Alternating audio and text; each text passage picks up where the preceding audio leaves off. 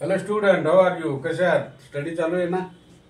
आणि mathematic, English, science 8 दिवसानंतर science घेणार आहे हो मित्र. We will study science after 8 days, नाही का?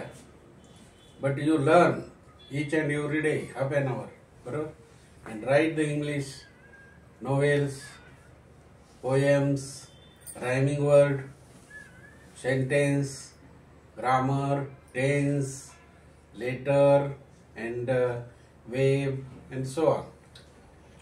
Today we are going to learn mathematics.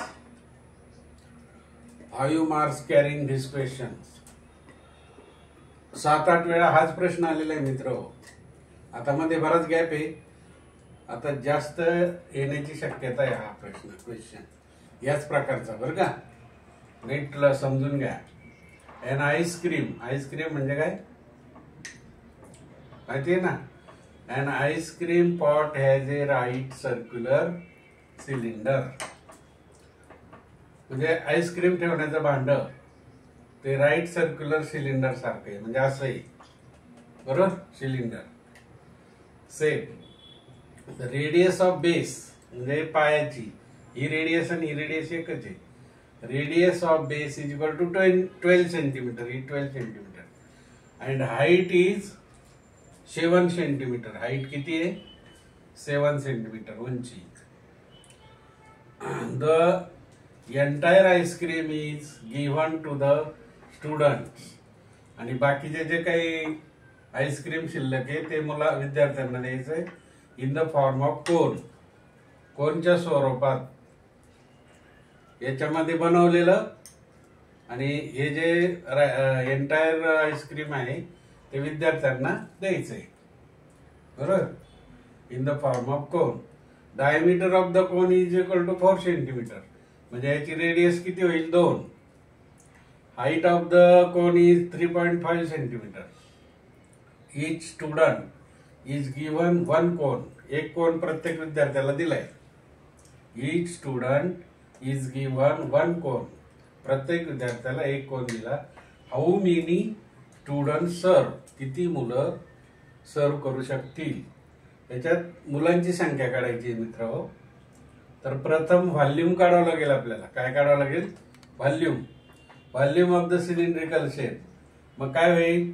Volume of the cylindrical pot is equal to pi r square h. Pi r square h, बरोबर? मग radius किती दिली आपल्याला? 12. म्हणजेच पाय जसाच्या तसा ठेवायचा. पायची व्हॅल्यूच घेऊ नका, कारण तो आपल्याला कॅन्सल होणार आहे नंतर. Pi r square h. R ची व्हॅल्यू किती आहे? 12. Radius of the base cylindrical shape base is 12 centimetre. म्हणजे pi multiply 12 square into h किती? हाईट ही बघा 7 सेंटीमीटर. मग पाय आर स्क्वेअर 12 चा स्क्वेअर किती झाला? 12 चा वर्ग 144. पाय मल्टिप्लाय बाय 144 मल्टिप्लाइड बाय 7. ते झालं पहिलं तुमचं समीकरण म्हटलं तरी चालेल, कारण व्हॉल्यूम ऑफ द पॉट आहे. दुसरं समीकरण व्हॉल्यूम ऑफ द कोन. काय सूत्र आहे? 1/3 पाय आर स्क्वेअर एच. हा तसा पाय आर स्क्वेअर. हे बघा, pi r square h, pi r square h. फक्त 3 ने डिवाइड करायचं. 1/3 पाय आर स्क्वेअर एच. पायची किंमत घेऊच नका, पाय तसा ठेवा, कारण तो कॅन्सल होणार आहे. म्हणून 1/3 पाय आर किती झालाय?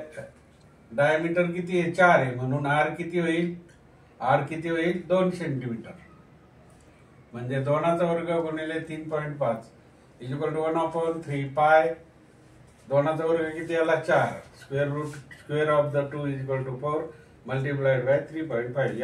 असं ठेवा, काही मल्टिप्लिकेशन करायची गरज नाही. 1 and 2. मग आता काय? नाऊ नंबर ऑफ स्टुडंट सर्व आईस्क्रीम. नंबर ऑफ स्टुडंट सर्व आईस्क्रीम. मग किती? कसं काढणार ते? Volume of the cylindrical pot upon volume of the cone. Volume of the cylindrical pot upon volume of the cone. Volume of the cylindrical pot पहिलं आहे पाय गुणिले 144 गुणिले 7. पाय गुणिले 144 गुणिले 7 आणि कोणचं काय आहे 1/3 पाय गुणिले 4 गुणिले 3.5. आता याचं पाय पाय कॅन्सल केले मित्र, म्हणून मी म्हटलं तुम्हाला what I have told you, you don't take the value of pi. Why? Because they pi will be cancelled with this, so that we don't take the value of pi. मग काय करायचं, पायची value न घेता जसे तसे ते cancel झाले. 1/3 जसा तसा राहिला. 4 आणि भाग गेला बघा. 4 1 4, 4 3 12, 12 म्हणजे 2 राहिले. मग 4 7 24. 4 आणि डायरेक्ट भाग गेला 144 ला, नाही का. 4 1 4, 4 3 12 आणि 4 6 24 झालं. 36 राहिले.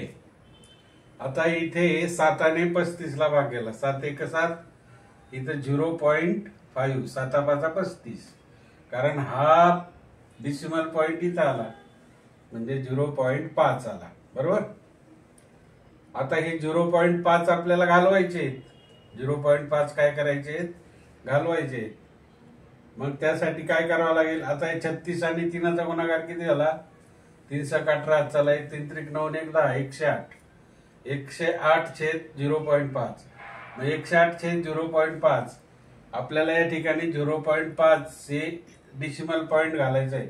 एकच आहे का नाही अंक डेसिमलच्या पुढं, म्हणून दोन्हीला न्यूमरेटर आणि डिनॉमिनेटरला 10 ने गुणून घ्यायचं.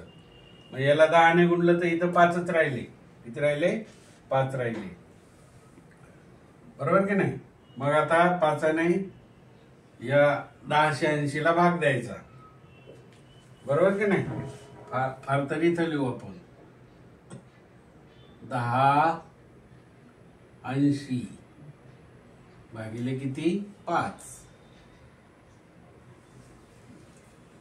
हे 5च राहतात, बरोबर की नाही. कारण का 0.5 म्हणजे किती, 5/10 आणि गुणिले 10 म्हणजे 10 10 गेले, 5 राहिले शिल्लक, कळलं की नाही. म्हणजे 1080 भागिले 5, 1080 भागिले 5, 5 1 5, 5 2 10, इथं 8 राहिले, 5 1 5, 3 राहिले, 5 7 30, किती आले 216. म्हणजेच नंबर ऑफ स्टुडंट किती, स्टुडंट सर्व आईस्क्रीम किती, 216 स्टुडंट. याला उत्तर मित्र आपलं. ओके, लाईक करा, शेअर करा, सबस्क्राईब करा आणि अभ्यास करा. ओके, थँक्यू मित्र. हो.